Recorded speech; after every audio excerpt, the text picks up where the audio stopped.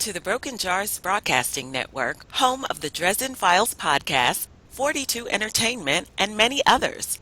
More podcasts like this one can be found at brokenjars.xyz. Great Scott! I declare bankruptcy! Bears eats Battlestar Galactica. Depression? Isn't that just a fancy word for feeling bummed out? Try you ignorant slut! Not only the years we've been at war, but from the moment, as a child, when we realized that the world could be conquered. Welcome to Great Scott, the Office Podcast. I'm J Ray, and with me is my desk mate, Jacob. Hey, everybody, how's it going? Long time no here. I know. All thus. It's been a We got while. Special guest. Yes, Yeah. Nate, back from officequotes.com or the Office Quotes? Hey guys, theofficequotes.com. That's all you need to know. That's it. So It's thank you very pretty much for simple. tuning in this week. That's all you needed to hear. Yeah, it's like Google. It's like you just need to know one thing, and it's ubiquitous. Well, what I need is like officegifs.com. I need like every scene of The Office in GIF form.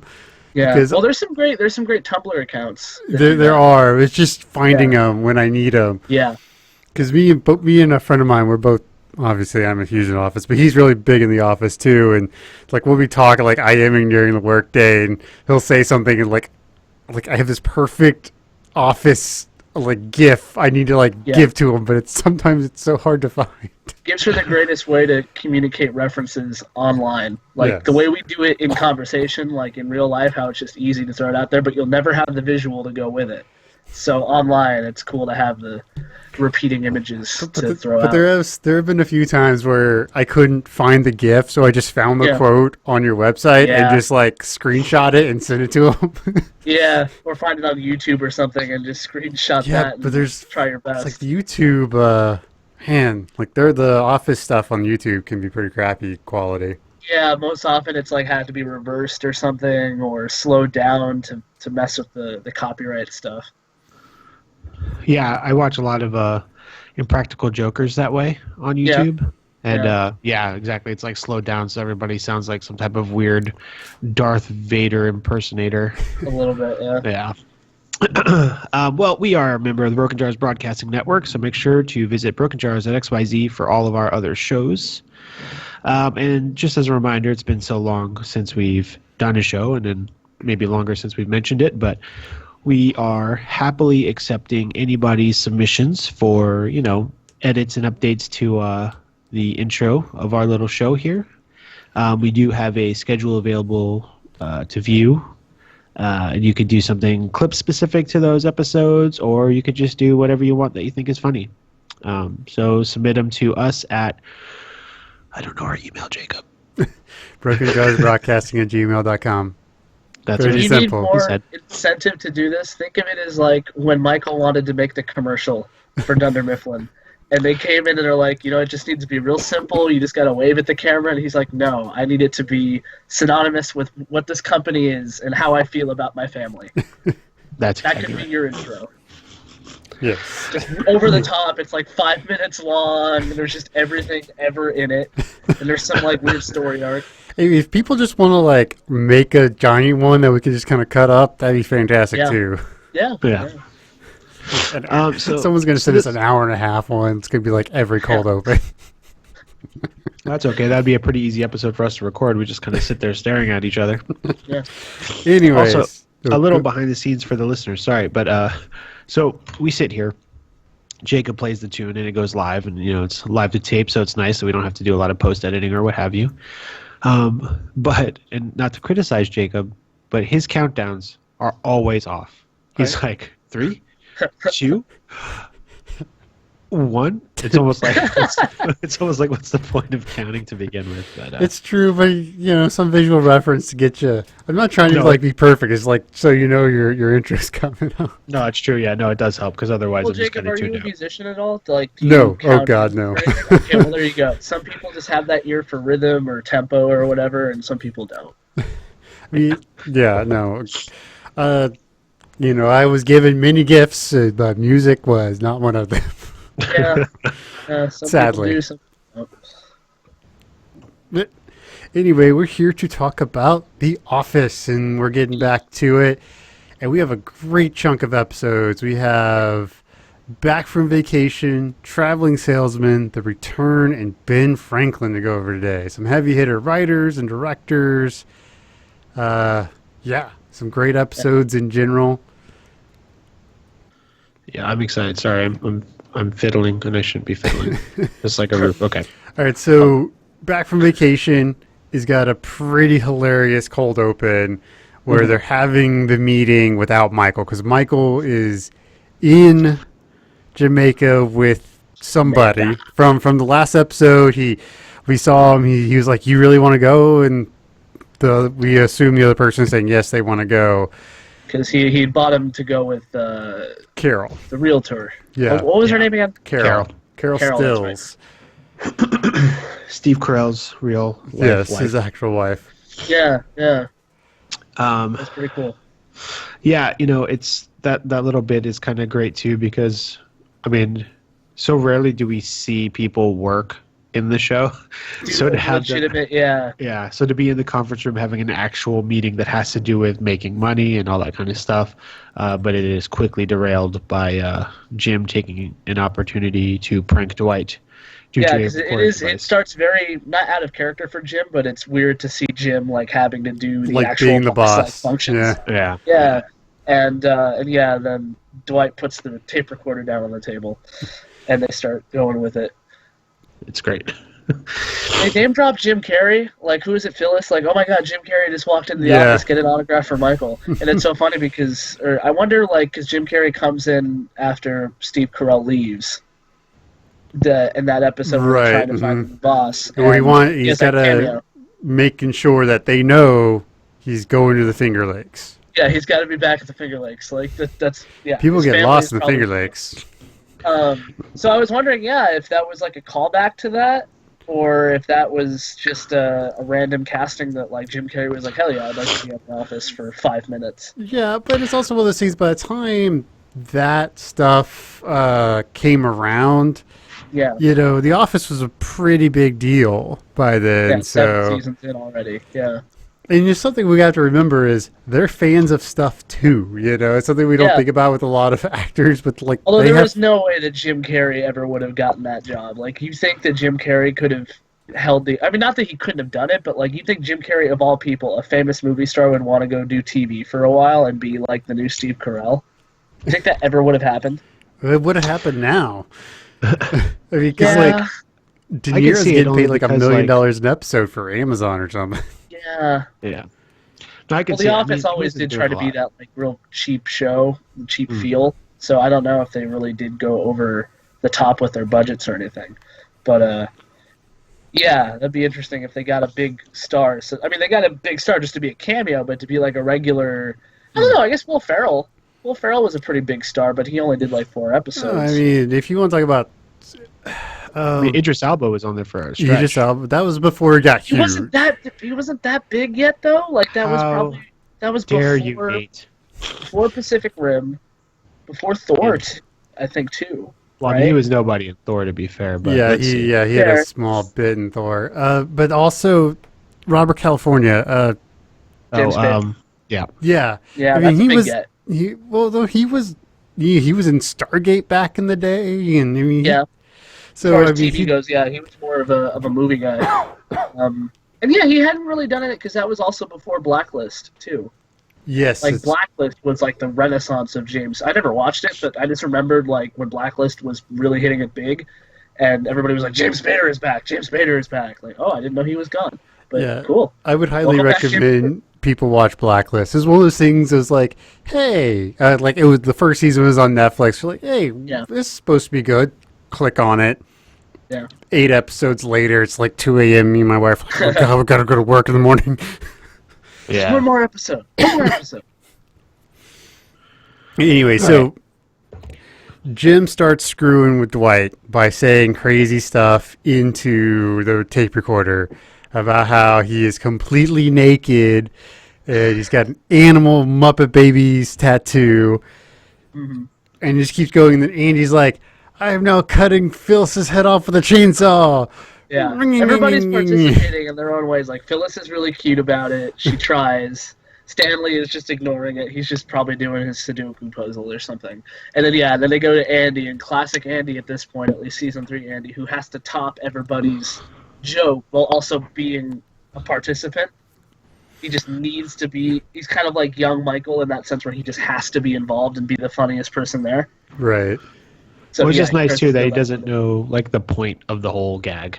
Yeah, he really doesn't get it. He's just like, okay, I gotta think of something really funny this time. My turn's coming up. And this is another thing we were talking about Jim doing, actual boss things. Yeah. This because we talked about before how Jim being the actual number 2 in the office kind of gets retconned out of the show by the time, Idris Elba shows up and stuff. So Yeah. I wonder why they just were like, we'll just screw it. Or was there a change they didn't tell us about in the corporate structure? I think the definite focus for Jim over the next couple of seasons would become Pam. Like they would just really go heavy with the Pam stuff because that's right around when they start getting together. Right, but still, corporately speaking, he is number 2, even though Charles Minor's like, oh, so this is a made-up position? He's like, no, it was a made-up position, but now it's real. But it was always real. I mean, Jan made him the number 2. Maybe when she got fired. She acknowledged it, yeah.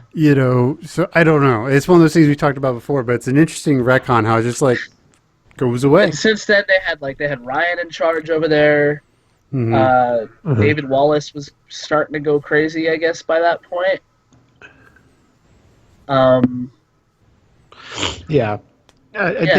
think you kind of hit it on the head there, Nate. It's just they just kind of started taking it in a different direction, and then after the fact, when they come back to it, they're like, oh, because I think maybe they thought there was more opportunity in the joke in saying that Jim was as useless as Dwight was in that position. Yeah, but I don't think it's also it's kind of a beginning of how this show metamorphosized into what it turned into towards the end, where it became less about the work and the office life and became just more about the characters themselves and their lives as a whole. Right. They went deeper than just what are they doing at work today, or what is their position, what is their duty going to make them do today. It's more of what is happening outside of the office coming into the office. Right. Mm-hmm. And it could also be something with we know that Ryan didn't like Jim. Yeah. In season 4, so maybe he changed something with the corporate structure there. Yeah. Even by season 3, in this season, he's kind of starting to get testy with Jim. I don't know why, I can't remember which episode. I think it's in this block of episodes where Jim is sitting there and he tells him, he's like, I liked you better as the temp, and he's like, me too. Yeah, I mean, there's a bit where during the merger, Jim and Ryan have that small little battle over the desk. Where he comes back, yeah. Yeah, Benihana Christmas, Ryan has all of those comebacks, and Jim is forced to end up going to a delicious restaurant for hibachi, so I don't know what Ryan's complaining about. And then what you're talking about is when Andy is being annoying. Which, if you want to get, actually, to stay on the whole Ryan thing for just a quick second, if you want to get really deep with it, you think Ryan and Jim always had this kind of rivalry going between them to be not the cutest guy in the office, but the most eligible guy in the office or something? I don't know. I never really got that feeling, but maybe. Definitely not from Jim. I don't think Jim was ever once threatened by Ryan in any way, but feeling like maybe there was something where Ryan was threatened by Jim, and he always kind of harbored that, but never really acted on it until he became the boss. Yeah, I mean, Ryan definitely gets there into that mentality, especially hipster Ryan. Yeah, but, just him versus everybody else. Yeah, but I don't think that was ever really Jim's focus because we meet him, and he's already so focused on Pam. Right. Yeah. I mean, I think, Jacob, you and I have talked about it too, but we were always kind of confused who actually starts first because both Jim and Pam have made references to being there before the other person started. Correct. Yeah, huh. Yeah. So it's... Yeah. I mean, listen, it's not the kind of show that people would dedicate an entire podcast to. Oh, wait. Yeah. But Well, it's another thing with the whole Jim Ryan thing that we touched on a little bit is Ryan's always going after Jim's girls. Like Yeah. he did with Katie, he did it with Pam, Karen. Yep. Yeah. So I don't know. Maybe it's like a jealousy thing. Like he wants Jim's life. I don't know. Yeah, maybe. Maybe it's some kind of. I mean, yeah, he's always had this kind of ideology of like his life will never be as good as the one he wants it to be. Right. He's always wanting something better for himself or bigger for himself because he's got that short guy complex. He's like the shortest guy in the entire show, and he wants to be the biggest impactor. That's. No, then he moves to Troy Silicon is the Prairie. shortest guy in the show. You're right. He's a hobbit. You're a hobbit. Those are good episodes. But anyway. Don't step on him. Yeah. Yeah. So Michael comes back. You know, he's got the thing in his hair, and he's all like, he seems kind of upset that no one really cares he's back. You know, he's like trying to get attention and everything. Acting like a Jamaican. Acting Right. like he thinks it's like his equivalent, his experience of going to Jamaica. Like he thinks he went to the real, legitimate Jamaica, but he just went to Sandals. Right. Which is like somebody saying they went to Disneyland, went on the Pirates of the Caribbean ride, and came out saying like, "I've been to the Caribbean. I've been a pirate." Like it's not the same. It's not the same at all. He You thinks know, he knows the culture. He thinks he's like in Jamaica. They don't have a word for impossible. Like where did he learn that? What was that? What came into his mind where he's like, everybody does anything they want here because yes, it's a vacation spot. You're right. And another funny thing is, like, he was talking about how amazing it was, and Pam's like, it's kind of an impoverished country. Yeah. There was Like another.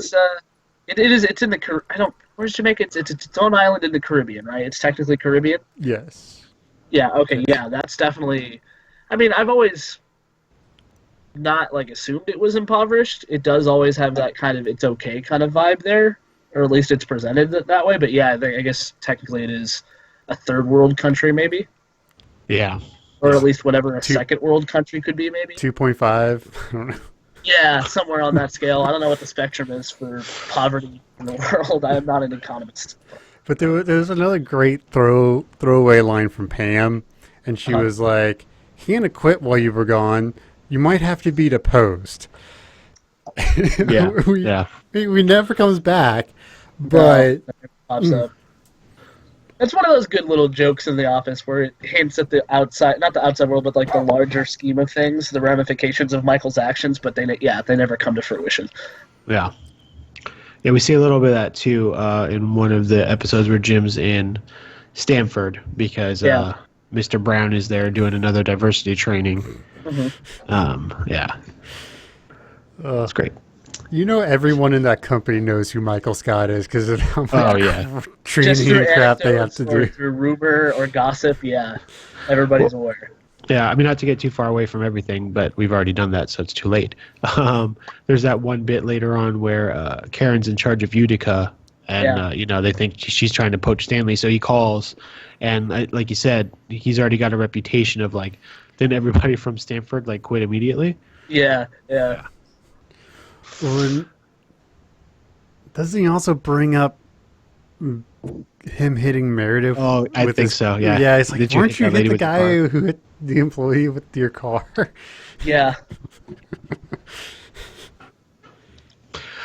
So Michael comes back and he's got this whole Jamaican vibe. He's got a steel drum that is super annoying. It's amazing. He only knows like 2 notes on it, just hitting it over and over again. Yeah, that's all you need, though. I mean, come on. And you know that's something he probably bought in the airport on the way home. Oh, totally. Yeah. Yeah. I mean, in high school, I played guitar fairly okay, but you only ever needed to learn like the chorus of a song. You know? Yeah, the like 5 basic chords. Yeah. That's exactly right. And then you had to stop playing anyways because of all of the ladies were going woo. So he finds out they're from. Yeah. He finds out from Pam, though, that they are going to do inventory, that they couldn't do it without him, and he's very upset about it. I specifically left so I would miss it. That's exactly right. So to make it more enjoyable, he has the party planning committee set up a luau. And what's great about this, just in and of itself, is that a luau is like It's Hawaiian. Hawaiian, right? Nothing to do with Jamaica. So just more lack of cultural understanding from Michael. And it's very stressful for Angela, and she spends a lot of the episode yelling at the camera about getting a whole roasted pig and fire dancers and all that kind of jazz. Grass skirts. There's a great thing like, I don't think you can buy suckling pig, and Angela tells Phyllis, like, did you try the petting zoo? Yep. Yeah, it's great. So Michael goes around and he's trying to instill this Jamaican lifestyle across everybody. No shirt, no shoes, no problem. Showing he starts showing a slideshow. Before we get here, we need to get into the B storyline, which is the big Jim Karen fight about her trying to move like 3 blocks down from him, but on the same street. Yeah, it's 2. Yeah, I think it's either 2 or 3 blocks, and I get that argument, like that. If it was the same block, yeah, that would be weird. Like that would maybe cramp their styles or pose some sort of awkward thing if they ever broke up or if they ever I don't know. But 3 blocks doesn't seem that bad in hindsight. But I think this is a big show of just how she's the placeholder, you know. How shaky Jim is with his with his romantic life. Mm-hmm. Like he's just not happy, but he's also he's also apathetic about what could happen. I mean, realistically, Karen's a great girl. She would have made probably a great girlfriend for Jim, but yeah, he was just so hung up on Pam that he never would have saw that really to its full potential. I don't think. Yeah, I mean, you don't tell Rashida Jones she can't move closer to you, right? That's crazy. Although as much as I love Rashida Jones, I think this show, she had the least amount of. I guess it's a good character study though. She has the least amount of chemistry, I think, with anybody on this show for the entire series. Yeah, but she's only in she ends up pretty much only this season. Yeah, she's in a season's worth of episodes, total. I think maybe a season and a half when you count all the guest stars later on. But she was so great in Parks and Rec. Parks and Rec, she pops and she foils with just about everybody. But on The Office, she just had this kind of wet rag kind of feel, and I guess that's what they were trying to go for. Yeah, I was about to say, I think that's intentional. Yeah, to kind of show her in contrast to Pam. That's right. So that you didn't feel like Jim was doing something bad by leaving her. That's right. Yeah. And also too, I mean, Karen is only ever interacting with the Scranton branch for the second half of this particular season. Yeah. But you're right. She is pretty much instantly put up as the foil. There's that one bit where they're betting on everything in the office, and even then, Karen explicitly says how she doesn't understand this place as well as she thought because Creed's eating a potato. Yeah. And so Jim's freaking out about the whole moving thing. That's weird. Right, and it's one of those things where, I mean, I don't want to get too into it, but you also kind of get the feeling they're not really having a lot of sex.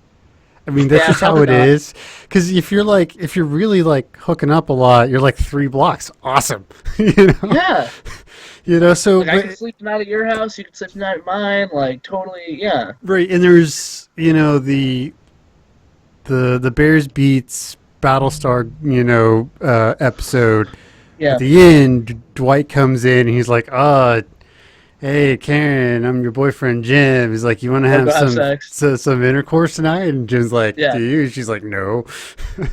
Great. You might not want to just say, yeah, let's, Which is more proof that she was such a placeholder for Pam in his eyes that when they get together, they never have that kind of honeymoon phase that most couples go through, or they're inseparable and you would think that if Jim was really into this girl and she was working right across from him, a desk over, they would always be looking at each other, giving each other eyes, sneaking off to go make out in the closet or something, honeymoon couples do. They do that, and then by maybe month 3 or 4 or 5, kind of dulls down, and it's just business as usual. Well, yeah, we've talked about it too, where we weren't 100% sure because based on the last episode we see in Stanford, we're not really sure if Jim and Karen are 100% an item yet. But they definitely are by the time they get to Scranton. Yeah. So, which total, how long does this last? How long does this relationship go for? Like, I mean, less than 6 months, maybe. yeah, because if we figure a season Easily, is a yeah. representation of the year, yeah, so Yeah. it's probably like about half I a mean, year. if you want, they might have been like flirty and stuff for longer, like 8 or 9 months. But I think an actual relationship is probably like 6 months. Yeah, I think total, like, they'd known each other less than a year. Yeah, well, basically a year, because he transfers in what, June, right? June or July. We talked Right, about that this. makes sense. That's right. Yeah. The whole So time. Yeah. so it's about a year before she checks out.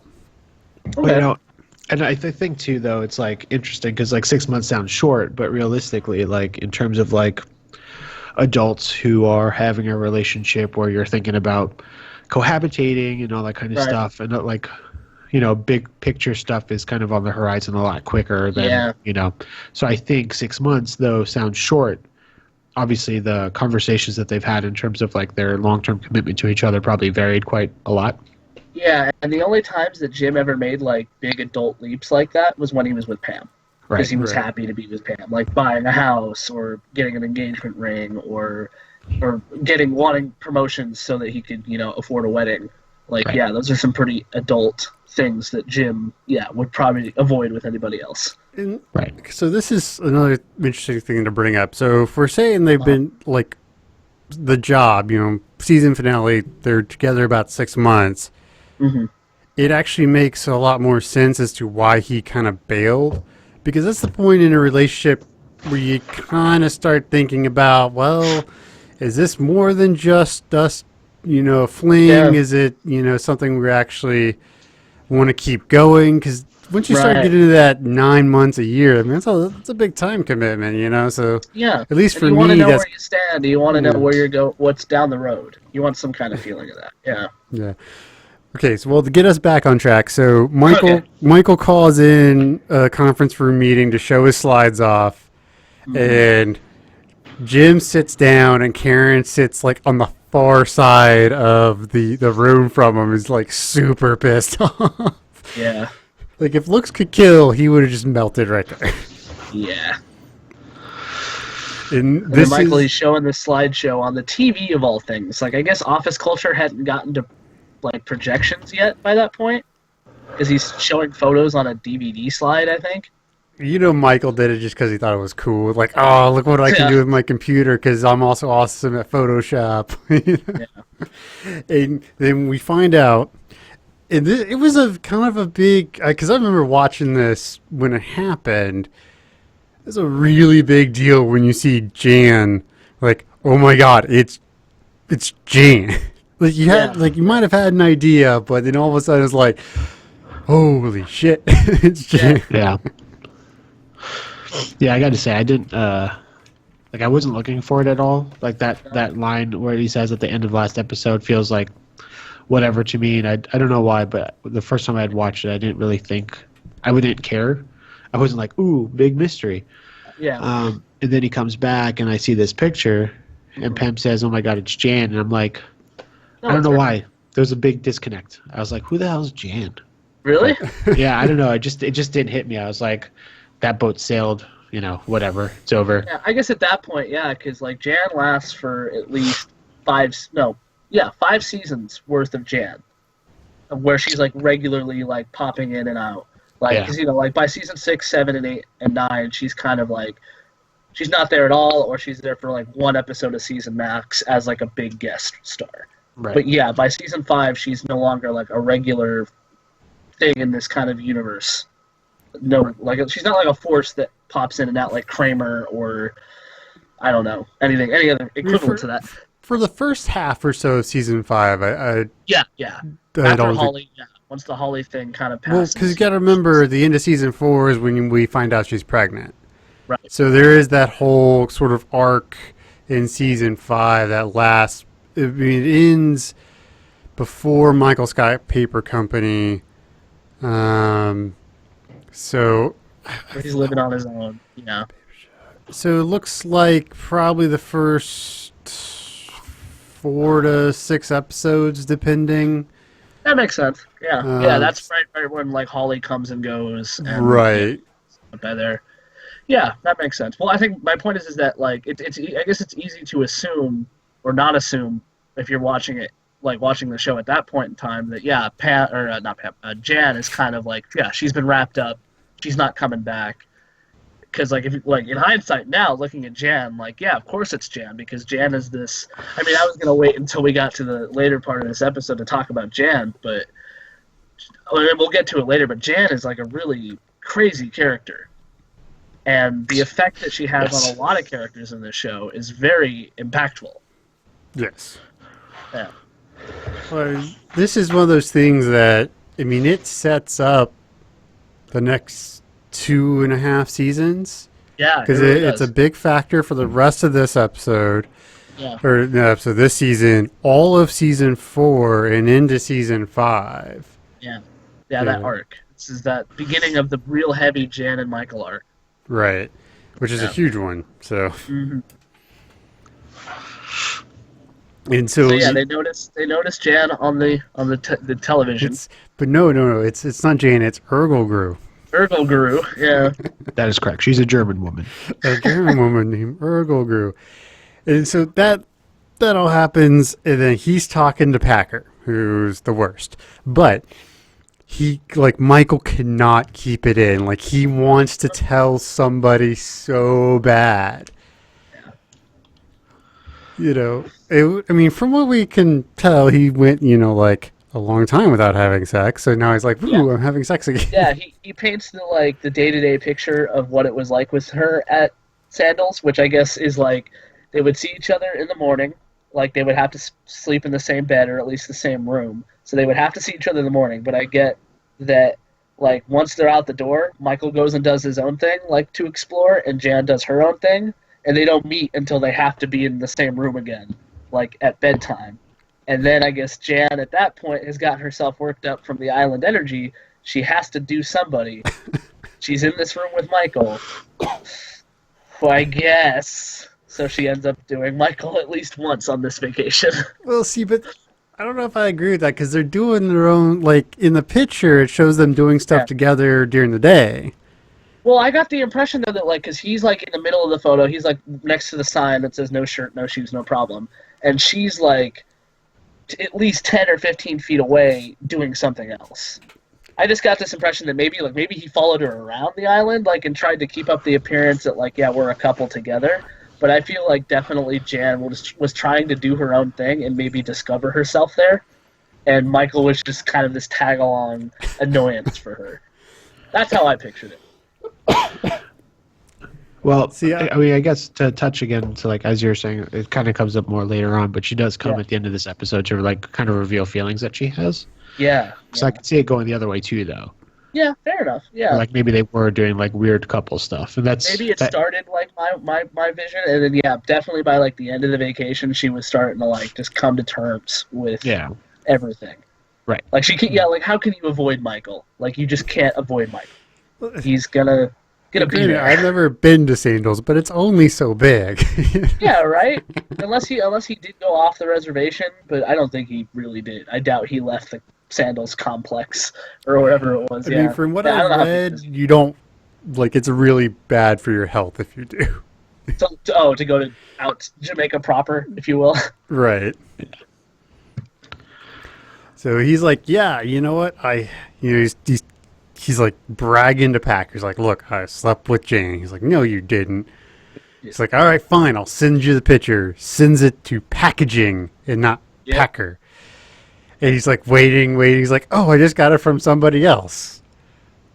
And he's like, oh, and he realizes what he's done. And there's this fantastic, like, slow close-up of Michael's face when the reality is just setting in. And he's just like, pure,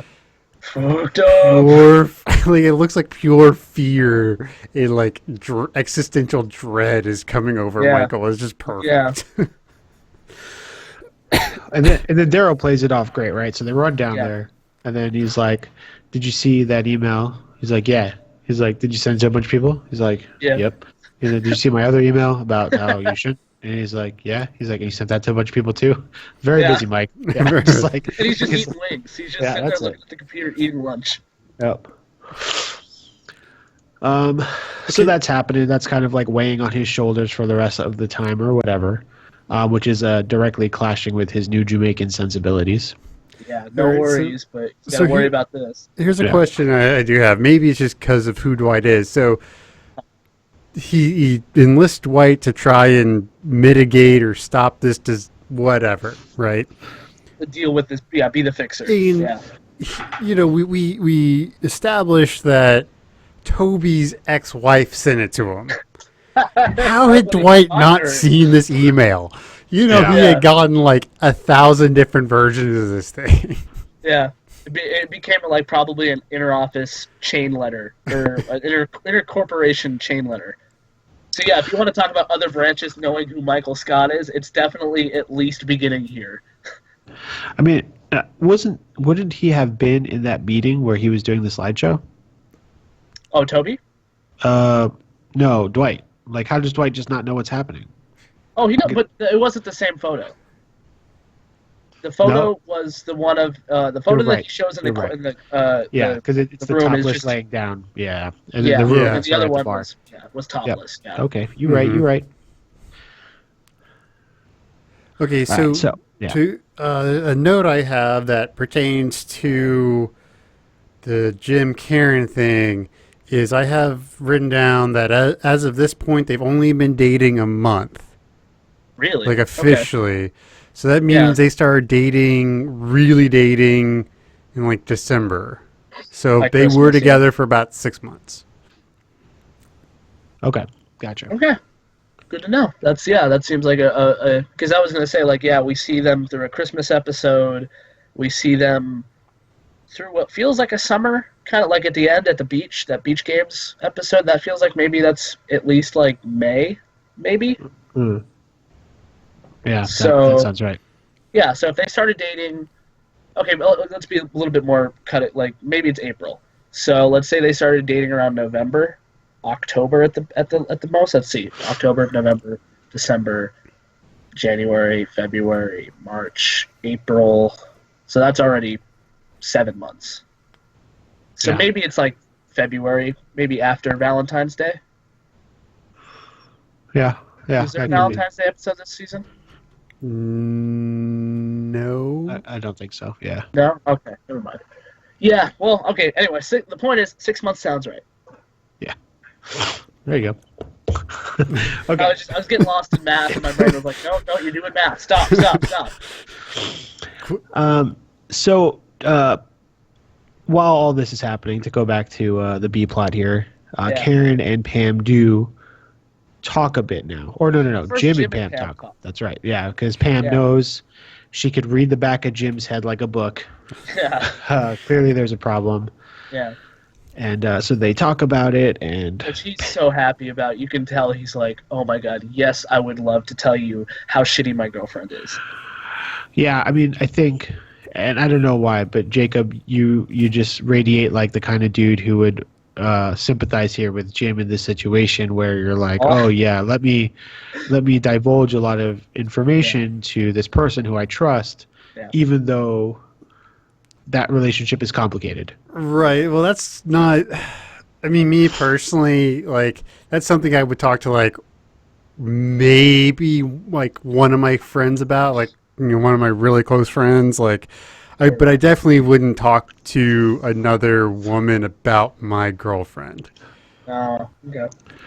Like even That's my crazy. female I female talk- friends, I just like no, that's just a line you don't cross. In my Oh opinion. no, I talk about my girlfriend to everybody, Well, the good stuff, yes, obviously, but the bad stuff, no. Obviously. all the stuff. Well, it'll always come down to like the specific situation. Like one of my best friends in the world happens to be one of my ex-girlfriends. So it's like some people are more fortunate in their friends like connections that they have versus others. So you never That's know. true. Yeah.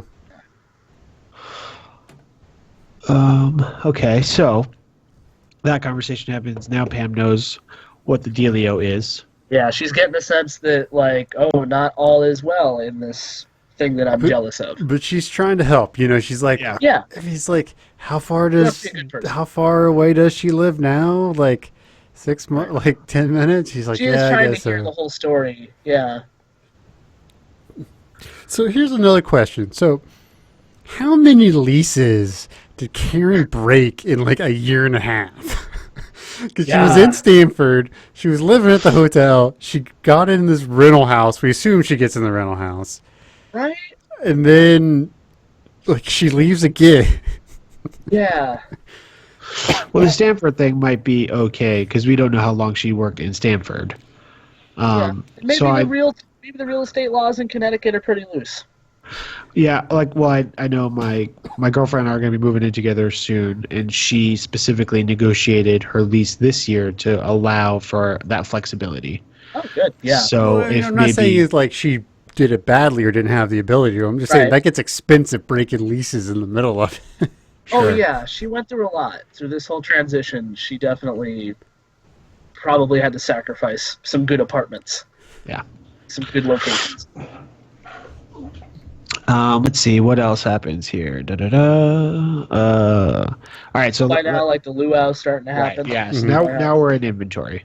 Right, And, but then They go down to the warehouse and they printed out the photo in giant poster size. one, that's fucking expensive. That's like Yeah, 200. how did they do that? Like they're not a printing company; they're a paper company.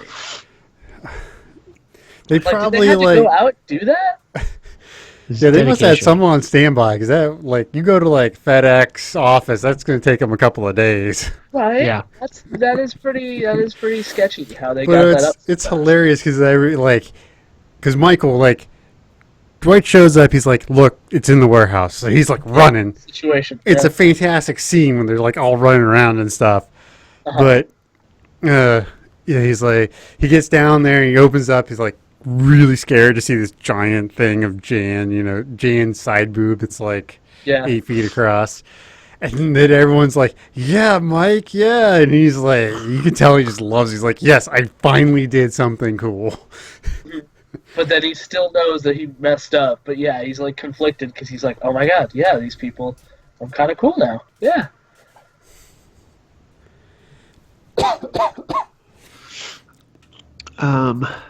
So let's see. Okay, yeah. So we've got the ridiculously large poster. Dwight is running around trying to remove photos that were placed in pictures and on urinals and all that kind of stuff. I've removed all the copies from the bathroom. There are copies in the bathroom. Lots of copies in the bathroom. It's obviously the And then we find out that Jan's on her way. She's tried to actually call a couple times throughout the day. yeah. Michael Michael's avoiding her. expertly. I yeah. believe. Yeah. I forget some of the excuses he Michael comes hit up it, dude. with. That's it. Yeah. Yeah. You know, at this point, Jan just like knows it's crap, right? Like, Yeah, Yeah. that's exactly why she shows up. She's like, "Come on." She knows his tricks. Yeah. Yeah. So eventually so she's on her way. So Michael is kind of spiraling downward now. He can't keep up his island living lifestyle, and Okay. his steel drum gets run over by a forklift, which is really just like this. Nobody's hurt. I don't think anybody was saddened about that except for maybe Michael. Well, it's this really poetic parallel that, like, I'm just kidding. Yeah, it's messed up and sad. It's terrible. So that happens. but when Similar- it happens, like the look on Michael's face is like, yeah, that's about right. Yeah. Yeah. It's like- like, Like, oh, Vacation is over now. Yeah. Yeah, pretty much. His bubble has been burst.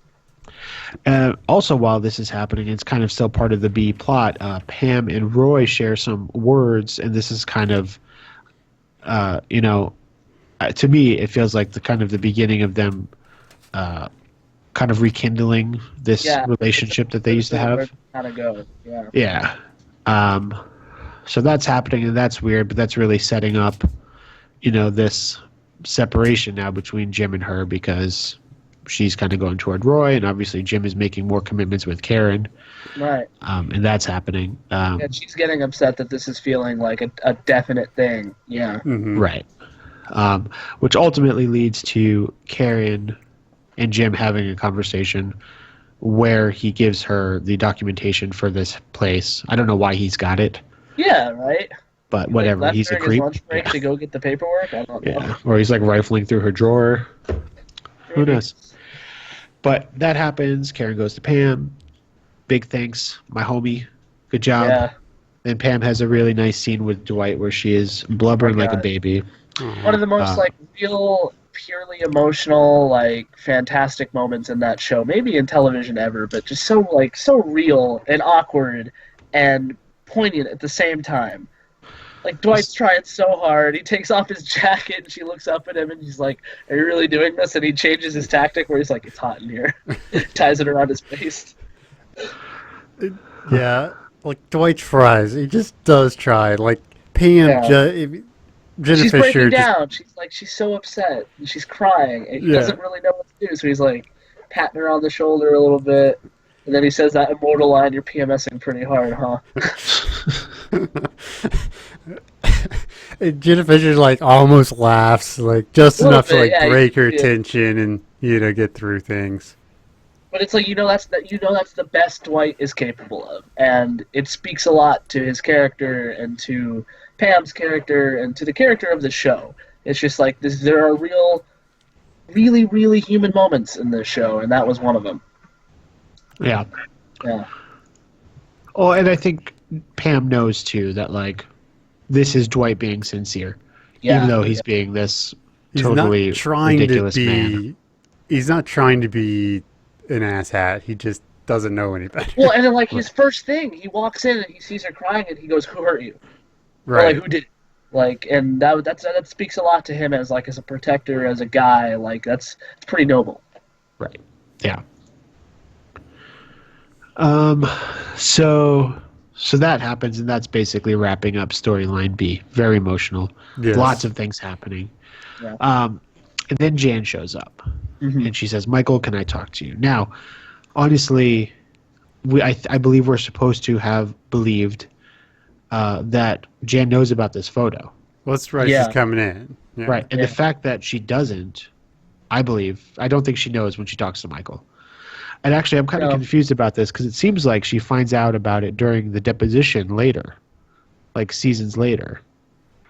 Because there's this weird thing that happens where she seems to be surprised about the revelation that this photo was circulated, and Michael is surprised that Jan was rifling through his diary. Yeah. And it is a diary. But yeah, so and that's just weird to me because it's been years at this point. How has Jan not known that a topless photo of her was circulated? Wasn't it still hanging when it showed up? No, when she it was showed down. up? Yeah. They had taken it down. But I'm trying to think like if there was any moment where she did like know about it. No, she has to. Well, because she's still playing up that idea that she was in Scottsdale too. You're right. Well, you got to think about how far that photo went around, because obviously it must have never gotten to corporate or something, because they would have had to call them both in and say like, "Hey, what's the deal with this?" Right? Right. So yeah, it's like maybe it just didn't get that far, or it stayed in like the subdivisions, like the dark corners of the office pool. I don't know, but yeah, I guess it does seem like she never was aware that it got out there. I have to rewatch this again. Yeah, because you're just like shattering my worldview of The Office right now. That's Nate's fault. I didn't do it. Yeah. Got too deep. We pulled the thread and the sweater came apart. But so Michael climbs the stairs very slowly, like he's a dead man walking. Yeah. Which is hilarious. He stops, goes to the first riser, and he like turns around like it's the last time he'll ever look at this scene ever. Well, I mean, this would, in any other circumstance, would have gotten Michael fired. Oh yeah, 100%. So that's definitely more proof that she probably does not know. Well, that, but I mean, Toby would have put it up. But I'm not just saying just dating Jane. I'm saying forwarding that. Right, the photo, yeah. Forwarding the photo around would get you fired. Right. But so he comes up and Jan is sitting in his chair, which is this crazy power move. Just like, she's like, what am I gonna do? Which is an interesting contrast because that's a power move to show that, like, yes, I'm in your seat, I'm here to talk. But then she opens up to him. She gets very real with him. Like, she becomes very vulnerable, and you can tell that it's hard for her because she's talking about what her therapist told her to do and what she wants to do with life, and she's stuck and she's making bad decisions on purpose. Right. Right. Well, but that's the thing, and I actually have quite a few notes about this, about how terrible Yeah. her psych is. Like saying, like, Yeah. "Hey, you should be self-destructive." I'm like, no psych would ever tell their patient to do Yeah, it's a that. little odd, yeah. You know. But it says a lot about her character. Like, the thing I've noticed about Jan is, like, she represents characters that show up in other shows that seem reckless, or that seem like, they make choices that you go, wow, why did they do that? But they never really open up. They're never really honest or brutally, like, forward about why they do that. And she does. Like, and in this show and in any other show, you don't see, it's rare to, like, get inside a character's head that deeply. Right. And it's interesting that they use Jan to be that character for this show. Like, of all the people, like, we probably know the darkest, most real things about Jan more than maybe Michael or Dwight or Jim. Like, we really know this character by this episode alone. Right. That's true. And so one of those things I was thinking about when I was watching this, like, why does Jan want to be with Michael? Yeah. They don't have a lot in common. No. They, she's from New York, he's from Scranton, she's Yeah. high-powered, he's obviously not. I don't know, maybe it's just that, like, she's so... I mean, she's had a rough year, as she talks about, maybe she's just Got trying divorced. to find herself and thinks that Michael Scott is a safe thing. Yeah, he's a rock. He's a constant. He's a steady, unpredictable. Well, not unpredictable, but like he is predictable, but he's also neutral. Like, he's not going to cause too much drama in her life that she knows about. That but she knows she's about, wrong, right. which is the irony, because he will continue to make her life very hard, but she doesn't see that. That's what she said. I did it. That's it. See you guys next week. Yeah. Okay. So there's this. So she's leaving. They kiss. He's like, Jan, you complete me. Yeah. And she. Her face. But you can also hear her go, oh God. Yeah. And it's like a foregone conclusion that everything is going to happen that happens. Like, she knows she's going to implode on herself by doing this, and she does it anyway. Yeah. Right. Right. Because, it kind of it's gets a referenced. character that you don't see a lot. Like, you see a lot, but you don't get as much of a picture as you do with Jan.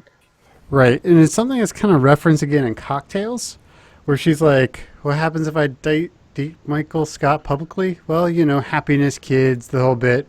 Or I implode on myself like a dying star.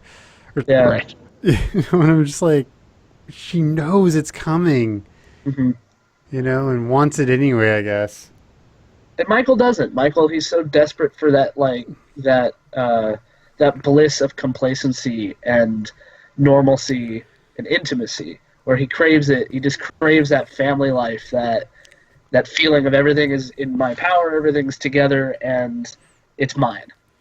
Well, we've already Right. established in earlier episodes, especially in season 2, how badly he wants a family. Yeah, yeah. You Especially know, with that whole relationship with Carol. Yeah, Well, and that and Take Your Daughter to Work Day, yeah. where he signs up for the dating site as little kid lover. Yeah. I really hope nobody tried that in real life. I really hope that, like, somebody was like, "Oh, it's a reference. People will get it." No. And then the FBI showed up at their house. Yeah. Met this guy named Chris Hansen. He gave me cookies. Oh boy. Oh boy. And this episode kind of closes with Kevin folding up the giant Jan posters. Like, what am I going to do with it? I don't know. I think I'll hang it up. I don't have a lot of art. Does he say, like, I'm going to hang it up in the bathroom or something? I don't. Yeah. That rings a bell, but I don't know. Yeah, That's he says weird. something specific. Like, but yeah, he's like, I'm going to hang it up at home because I don't have any art. Yeah. So what are we gonna rate this episode? I gave it a 3 out of 5 postponed inventories. Yeah, it's not bad, but you know what? I think just personally, I think it's a good episode, but I just always, It's a good I don't- character episode. Oh, it's yeah, great I just pick. don't like Yeah. watching episodes where people are sad. So Yeah, Michael's sad, Jan's broken, Pam's crying, Dwight's Yeah. concerned, Jim and Karen are fighting. Yeah, it's a lot of negativity, Yeah, and I'm sensitive, so yeah, it's a bit I much. get that. Yeah. I would have to give you like the same kind of like a 3 out of 5. 3 out of 5 suckling pigs. That's what I would say. There you go. Well, actually, it's going to be a trifecta because I came down at the same place. It's a really good episode. Funny, sad, Yeah. great. This is a fantastic Steve Carell episode. Like It is. his acting ability is. He runs the whole gamut. He goes from Yeah. happy to sad. Like he's hitting all the highs and lows. He Yeah. turned that all the way up to 11 for this episode, and I gotta give him credit. Yeah. So this is a 3.5 out of 5 calls to the petting zoo. Nice. I like it. Okay, next up, and we are being a chatty bunch tonight. Yeah. I if gotta we- be out of here probably 6:20 at the latest. Well, we are on the East Coast, Nate. I don't know Yeah, what that okay. means, bro. Yeah, I am. Yeah, I'm at 5:50. So you guys are at what 8:50? Yeah. Yeah. Okay, so by 9:20 20. at your time, I guess I have to be out. Okay, sounds good. Yeah. Well, so I was thinking about proposing Traveling Salesman and The Return. Kind of, let's talk about it together Okay. Yeah. because they're very closely related episodes. I think. They're Yeah, essentially. they could serve as a part, like a two-parter almost. Yeah, they're essentially a two-parter. I know sometimes too they are actually shown together. Yeah, and like reruns and syndication. Yeah. Yeah. Like it's just like a longer episode. Yeah. Okay, so we start off with Harvey, the computer. You know that bit very well if you ever owned season 3 on DVD, because that was one Yeah. of the menu options. Yeah, you find yourself falling asleep or whatever, and you wake up, and then you just got Harvey, the computer, in the background going, boobs. Oops. Yeah. So, it's pretty so great. here's my question: is who's the asshole who showed Michael voice or text to voice on his computer? It's usually one of those jokes where like, yeah, the IT, like what was the one about, was it the speakerphone thing where he's like, the IT guy came in, showed Michael how to use the speaker function on the phone, and then just left. Yeah. So yeah, it feels like it's one of those things where like the IT guy's like, oh, do you know about text to speech? For whatever reason you would want to use it. Or maybe he just got bored and it was right next to like solitaire. It was like solitaire then text to speech, and he's like, what? Yeah. I can see that for sure. It's all very unfortunate, though. Yeah, nobody gets out of that, I'm sure. Oh, Again, this would most likely get him fired when he's like, you know, sexual harassment a little bit. telling yeah. Pam how horny he is and stuff. Yeah. Yeah, that's weird. Which is like if you imagine him in some kind of deposition setting, like he would just totally be, oh, it wasn't me, it was the computer, like, and maybe some unprecedented vote is like, well, yeah, he's got a point. It wasn't the computer, not him. And I will just say this: if there's any ladies out in the audience and you have a boss that treats you like Michael treats Pam, go get a lawyer Exactly. because you're gonna make a lot of money. And that person deserves to not have jobs anymore. Yeah. There's so much like just textbook sexual harassment stuff, you know, from Michael. Yeah. It's pretty clear there. So that's great. Totally unrelated to the whole episode. Yeah. But it's a very great Classic introduction to a cold open. character that doesn't get enough character development. So R.I.P. Harvey. Yeah. Um, So I'm surprised he didn't come back for the finale. Like I know. It would have been great. I'm surprised he wasn't in the running for Michael's job when he left. We did have Computron, so we sort of. Okay. I mean, there's actually 3 or 4 times where the computers come to life in the In office. some ways, yeah.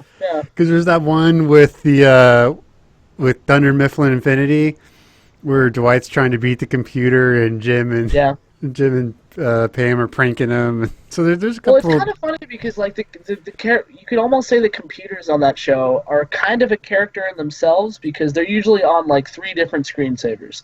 There's the Dunder Mifflin, like that blue classic that Mhm. probably you guys used for your own computers at some point. I know I did. Right. Yes, I do. There's that. You either see that, you see Solitaire. Like Creed and Meredith are usually always playing Solitaire. And then the other one is probably like a Microsoft Word, like a text kind of document.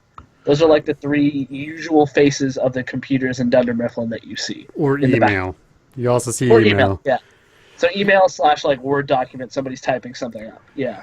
What's crazy is like on the Office subreddit, people actually like screenshot and like catalog every email they see for every person. Really? If you Yeah, I mean, really want to get into it.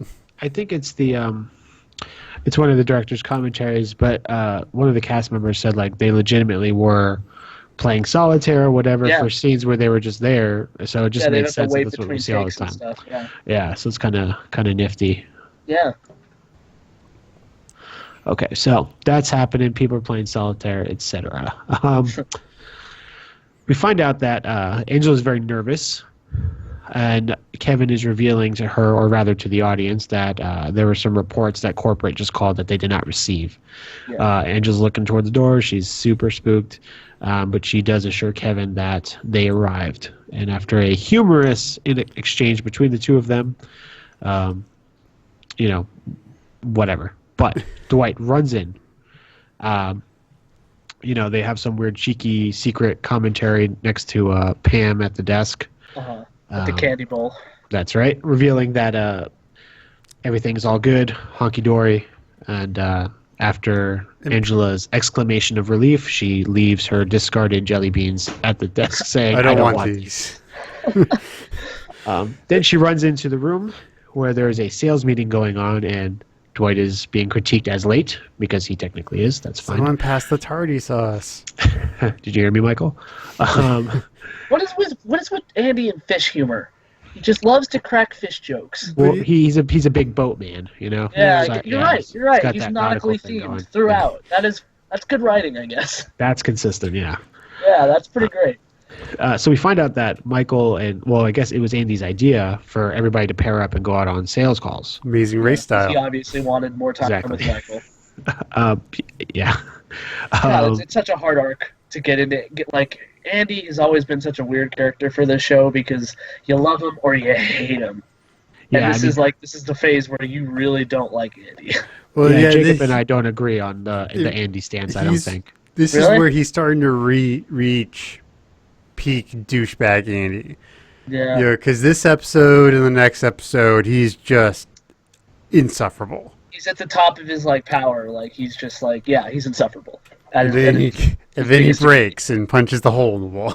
Yeah, yeah. But see, that's an interesting story dynamic, and I also wonder was he going to go shoot The Hangover or something? Is there a reason he was gone for 6 weeks? I think that was way before Hangover. I don't know. Was But yeah, it Hangover would have to was be way before 2009 Hangover. or so? Huh? Yeah. Yeah, Hangover was 2009, I think. It was right when I was starting high school, I think. Yeah, And it so- was 2009. Yeah, Yeah, okay. So this season is 2006. 2007. So I don't know why he's gone, but it is an interesting way to write a character because you send them off to rehab or something, and they can come back slightly different. Yeah, Or- kind of retconned. Yeah. Well, what they do kind of do also is because Andy has that moment at the beginning where he references Charlie and the Chocolate Factory and saying that all the transfers from Stanford are starting to get picked off one by one. Mm-hmm. And Right. so, kind of a sentence to rehab or to anger management to Andy is getting drowned in the chocolate river or getting Right. sent to the taffy pulling room. Mm-hmm. And so we're in this meeting, and so they're pairing off, and Andy, takes Michael. It's all right, Stanley, who you want? Pass. I'll take the kid. I was a second option after pass.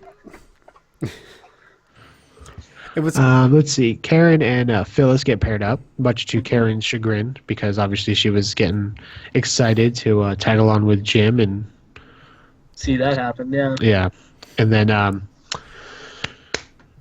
Dwight Andy and Jim? Michael. Yep, and then Dwight and Jim. That's right. Yep, and it's great. And then this is where we find out that apparently they used to go on sales calls with each other all the time. Yeah, pretty commonly. Yeah. And we see a very humorously photoshopped photo of young Jim and young Dwight. He looks like 15 there. Yeah, I think it's legitimately him. And Jim then looks like a boy. yeah, and then they got Rainn Wilson just putting on like a wig.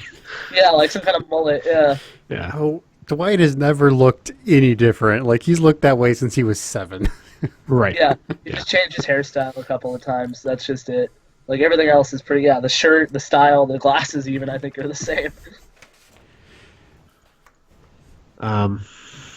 So that's it. They pair up. They go outside. Michael gives a quick pep speech where he says it's like Amazing Race, and they don't know what the prize are, but it's just bragging rights. And we get some fun names. We get the mother-daughter. We get the firefighter heroes. The gay couple. We get the gay couple. That's right. And we get the I forget what Stanley and Ryan are. I think they're the Marines. Are they the Marines? I think Michael says, like, Marines or something, like retired Marines. Or something. Yeah, something like that, yeah. Yeah. Yeah, and then they're off. They all go in different kind of direction, like, they go to different types of meetings. Right. And Jim just cannot help but mess with Dwight. It's like, you really going to sit in the back? So he, like, hits the brakes and has him, like, bounce his head off the chair. And it's also, isn't it also where they get to the office and he smacks him in the face? The whole thing about entering from the rear. Right. Yeah. He doesn't want really anyone cool, to walk 'cause you behind. see this, like, the rivalry between them, like, up until the actual sales call, and then once they're in the sales call, they bounce off each other perfectly. Yeah, it's kind of cool to see. Yeah. And it kind of gives us an insight into like Their what their approach. relationship was before. Yeah, Yeah, that kind of yeah. thing too. Mm-hmm. He Yeah, still and then- does the kickstart my heart in the back seat. Right. Yeah. Well, yeah. So Has like you said, performance review already happened? yeah, it must have. I think It must have. I think that was season 2. Yeah. But yeah, this is just a continuation of that. How he like gets himself amped up for like Pumped up, all these yeah. meetings, and we see it multiple times throughout the entire series where he's just like really into his Yeah. heavy like his classic Yeah. rock to get himself amped up. He's got that metal spirit. Yeah, I think it's just interesting to see how everybody's because these are successful salespeople, right? Yeah. Ultimately, we find out this is one of the more successful branches, despite possibly shutting down this Yeah. season. So it's cool to see the breakdown of how everybody sells. So Jim Yeah. and Dwight have this very rehearsed strategy of calling a competitor and revealing that their customer service sucks, and then hanging up on Kelly for the lulls. Yeah. We got Phyllis, who knows her customer so well that she tries to doll herself up to And appeal. Karen. Like his Yeah. wife. Yeah, and let me tell you, Karen does not pull off whatever the hell she was trying to do. I know that was Man, the that joke. was but- like so like Yeah. like 1978, Dallas TV show right there. Yeah, The big hair yeah. and the makeup. yeah, it's tough. But so let's see. So that Stanley and Ryan go. So we don't really get to see what Stanley's sales strategy was because No. Ryan wanted to take the lead, Right. and for whatever reason, Ryan felt incapable of selling to a group of powerful black men. You just stood there. Is it hot? You sound like my niece, and she's 6 months old. Yeah, I think this just shows Ryan's just lack of ability to actually sell anything. He doesn't have the confidence yeah. required to sell. Right. Yeah. Which makes sense too. Mm-hmm. But that's a great bit. Yeah, and then Andy and Michael, and again, it's a really cool opportunity for us to see Michael's selling skills because he actually has them. Yeah. Right, and then Andy just like keeps interjecting with the exact wrong things to say. Yeah, because like Michael, he has this like colloquial approach where he's like, "Oh, you went to that lake? Like I used to go there with my dad and or my stepdad, and we would try and catch fish." And then Andy would be like, "I was on a yacht once and I shot a shark from a crow's nest." Yeah, it's tough. But There's a yeah, great line. he just ruined the whole thing. Yeah, Yeah, there's a great line in there afterwards. It's like stop. putting his hand on him. Like, Oh yeah, squeezing he's his like, neck. Stop. shut it. And then he's like, do we actually want him buying from us? And Michael's like, yes, we did. Yeah. Oh, and then the B story too, going back to the whole Dwight and Angela thing, is like Andy's starting to sow the seeds in Michael's mind that Dwight is unreliable and that he's trying to take Dwight's position. Right, because he gets told the story about how Michael tells him the story about how Dwight tried to take the branch from him. Yeah, now he's got to do his laundry as punishment. Yeah. Mm-hmm. And Very long story. Yeah, and it's then all there's, Told. which and we then talked there's about. Yeah, so, there's sort of another B storyline where Phyllis spills the beans that Jim and had a thing for Pam or something. And this at this point, like, I understand her being pissed because, like, she's been working with this woman who apparently her boyfriend had feelings for, and he'd never told her. yeah. Right. Yeah, that's a. Well, and she was already noticing that they kind of had this camaraderie relationship that she and Jim don't have. Right. Like, Jim goes to Pam for, like, the jokes and the goofing off, where, where Karen's not really into that as much. Right. Yeah.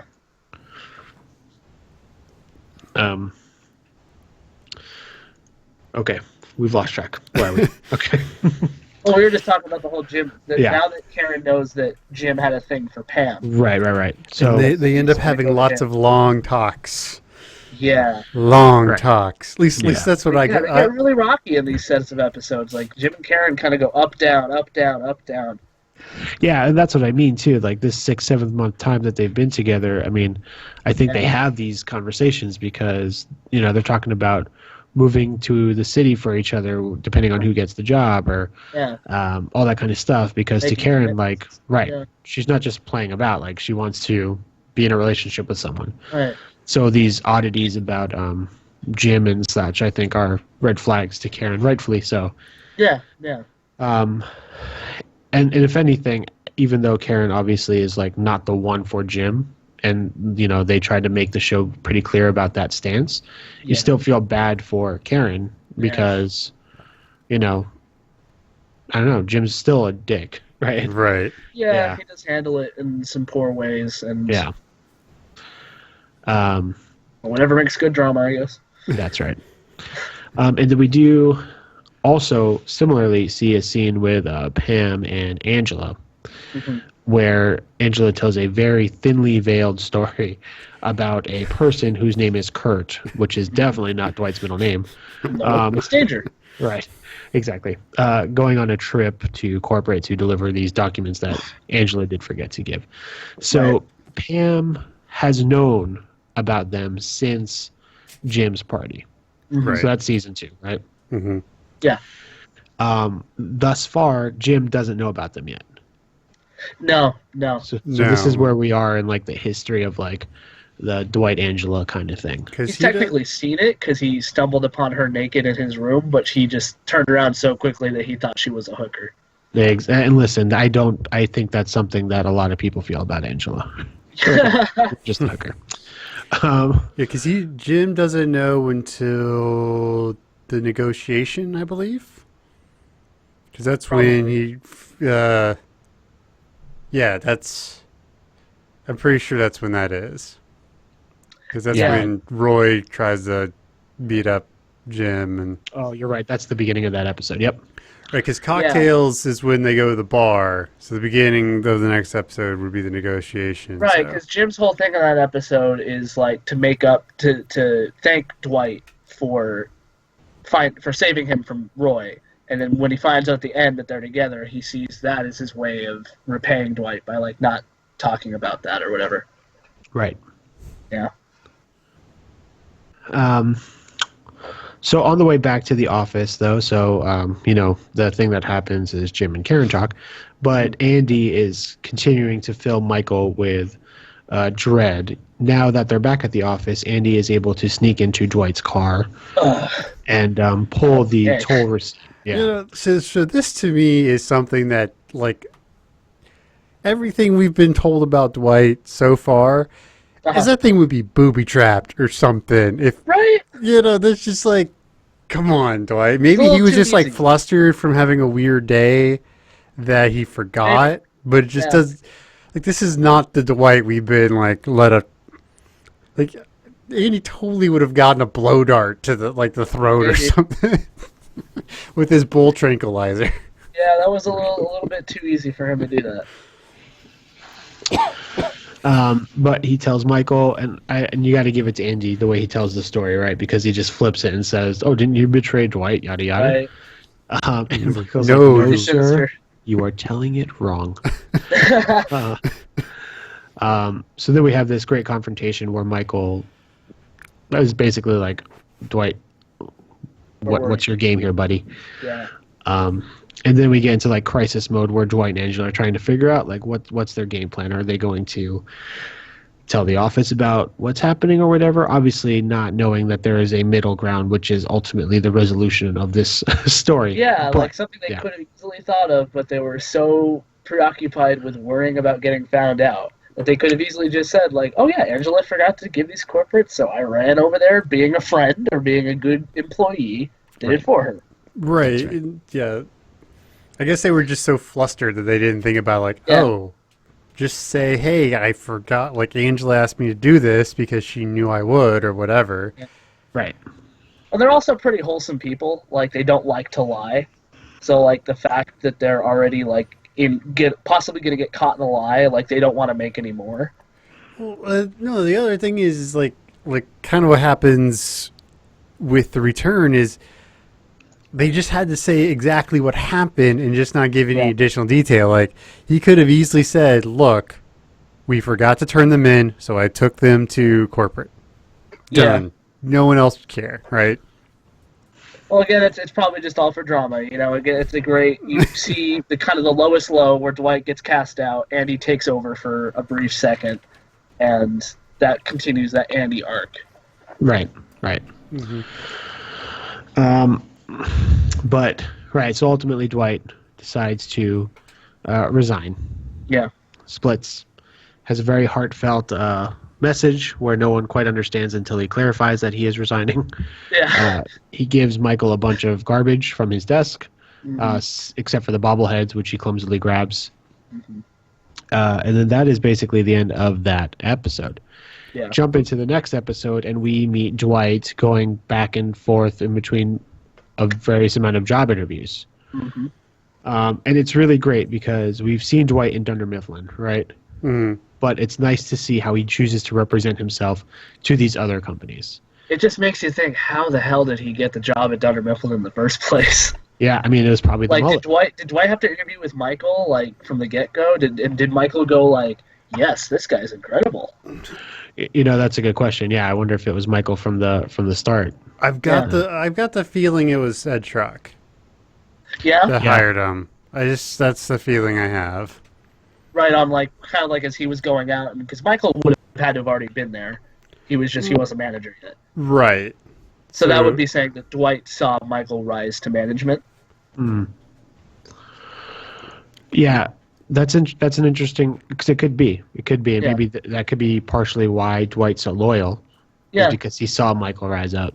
right. Well, maybe they used to, be, because it is that kind of bullpen, setup. So maybe they joked around more or whatnot before it became manager and all that good stuff. Yeah. Well, I before we think get too much into the return, we should Okay. rate Traveling Okay. Salesman. You want to Okay, rate yeah. it? Let's do it. Well, so I will say I did. I just rated them together. So I'm just gonna. Okay. I'll repeat it again later. But I did give this arc 4.5 out of 5 lemoniadas. Yeah. Mexican lemonade. Yeah, and I just like it. I mean, it's like the exact opposite of Back from Vacation, where I just Yeah. really like the relationship between Dwight and Michael. Like, it's nice Yeah. when it's always proven that they're actually friends in some regard, Right. And it's great to see Oscar. I think Oscar. I'm probably minus the gayness. I'm probably Oscar. So it's nice to see him back. Yeah. Well, particularly for this episode for Traveling Salesman. I gave it a 2.8 out of 5. You know, it's a good episode, Okay. not great. But it's a 2.8 out of 5 Karen's makeovers. Okay. It's a good point to say that, to think about it as one arc and one episode together. So I would have to do the same thing as far as like rate them both together. As like one, looking at it as one episode, one arc, one dramatic movement. I would give it a 3.5 out of 5 highs. And actually, since we're sort of got this little break going here, it might be a good time for you to jump off so you're not late to Fair whatever enough. the 'Cause hotness it was you my have birthday going yesterday, on. so I'm gonna go have dinner with my family. Oh, All happy right. birthday. Thank you. Yeah, that's a good. Yeah, please don't let me stop you. Continue on, and I will come back and listen to it later, and then maybe next time I'm on, we'll continue to talk about it. Just a Right. little bit. Right. It's always Yeah. a pleasure, Nate. Yeah, thanks for having me. I had a great time. I love this show, and thanks for keeping the office alive. That's what we We're do. doing what we can. All right, guys. All right, man. But- Take care. See you later. Thank you. Yep. Okay, so another question, and this is something I may or may not edit out of the next show, is we're going to have to push really, really hard to make our time frame. Do we just want to cut it off here and maybe try to get a intermediate episode, or just do 2 now and do 4 next, and I'll just readjust the schedule? Yeah. Yeah, because I hear what you're saying. Because this episode is going to be massive, right? Right. Yeah. I mean, if you feel comfortable with that, then I'm good with that. And then Yeah, let's we'll just do that, because expand I our- feel like we're going to be pushing too hard and not to give our fans quality stuff. Yeah. So fans, I hope you don't mind just only giving you 2 episodes, but we'll come back next time, get back on schedule, the whole kit and caboodle. So everyone have a happy Thanksgiving, which is 4 days away. I can't believe it's already the end of the month. I know. Yeah, I mean, I've been walking the dogs, and I've been seeing Christmas ornaments out already. So I know it's happening. insane. So, but you can email us brokenjarsbroadcasting@gmail.com. You can find us on Reddit, r/Thunder Mifflin on Twitter. Broken Jars Pod. I don't remember our exact Twitter. Yeah, it might be Broken Jars Broadcasting. No, I think it's. I don't know. I would have to ask the director, and Yeah, I don't deal with the Twitter anymore now that she's taken over. that is fair. So y'all have a good day, good night, morning, evening, whatever it is when you're doing it. Hope it's a good one. Yep. See you in 2 weeks. Bye.